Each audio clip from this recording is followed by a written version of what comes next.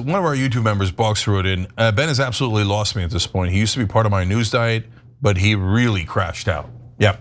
So anybody who watches Ben Shapiro or listens to him knows there's only one thing he cares about, Israel and tax cuts. I would like to respond to that comment with a personal anecdote that's relevant to what Ben Shapiro has been saying, not just about the Epstein files, but also about the conduct of the Israeli government and military. A few years ago, I debated Ben Shapiro at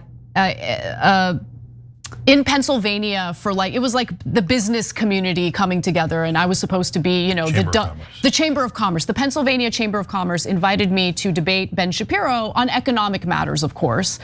Me being the lefty that the business community hates, Ben Shapiro being the champion of the business community.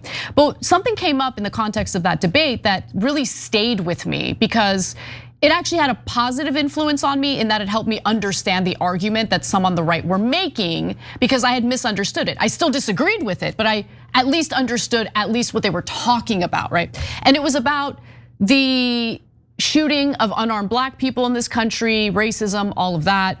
And he had said something about how, there is a problem with the amount of young black men who are committing crimes. They're disproportionately committing crimes in this country.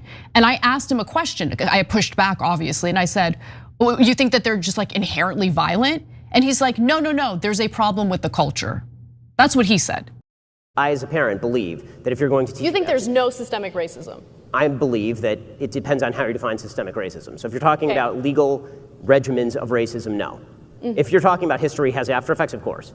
So I think there's a real problem with semantic overload in a lot of our political conversations. And when people say systemic racism, sometimes what they mean by systemic racism is history has consequences. You can't have 150 years of, 300 years of slavery followed by Jim Crow and that not have after effects, which of course is true. And sometimes what they mean is that every inequality in American public life is due to some systemic inequity that is currently taking place in the United States, which I think is absolutely 100% false. I mean, we certainly see that playing out in our criminal justice system. Are you going to deny that, or are you going to say that, let's say, African Americans or Latinos are just inherently more criminal or I'm not going to say either of those things. I'm going to say that so why are they overrepresented in our prisons? I mean, especially when you consider— This may be beyond the scope of our conversation, but the answer is because not all groups commit crimes at the same level.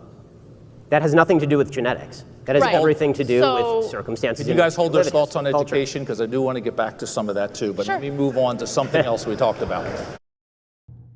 Now, what's really interesting to me, I keep thinking back at that moment because it's like, okay, well then you're able to make a distinction between, collectively thinking of people as inherently bad and actually looking at the culture of a group of people and thinking that there are issues with that culture. Okay, why is it that you can't make the same argument about the Israelis? I mean, the Israelis literally just celebrated, provided cover for and celebrated IDF soldiers who were caught on surveillance camera gang raping a Palestinian prisoner. Yeah, popular opinion is on their side, and that is horrible. Now, if you were to say that there's something wrong with black culture in general, like Ben Shapiro did at that time and has done many, many times, you're gonna have no problem at all. You're not gonna be canceled, no one's gonna care. He built a career off of making arguments like that. Yeah, that's right. But if you were to say there's something wrong with Israeli culture, you would definitely be canceled.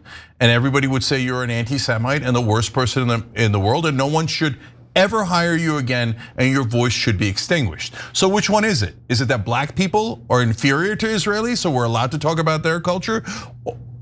Or is it that it's okay to talk about culture, so let's talk about Israeli culture? Which one is it, right? And the reality is, of course, no, they want to be able to smear anyone else. That's why right now, part and parcel of the new Israeli propaganda is trying to get the right wing in this country to hate Muslims instead. So they're like, oh no, hate's good, hate's good. You just shouldn't hate us, you should hate the Muslims. The Muslims, you hate them. Okay, no, the Israeli culture led to the Israeli government. The Israeli government is one of the worst governments of my lifetime.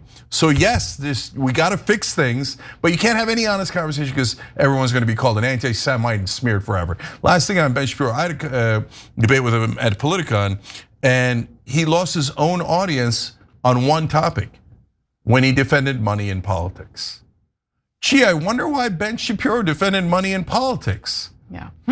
Is there a country's followers who have bought 90% of Congress and they love money in politics? Because you spend $100 on politicians and you get back $1 million from the American taxpayers. Yeah, you sure do. Every time you ring the bell below, an angel gets his wings. Totally not true, but it does keep you updated on our live shows.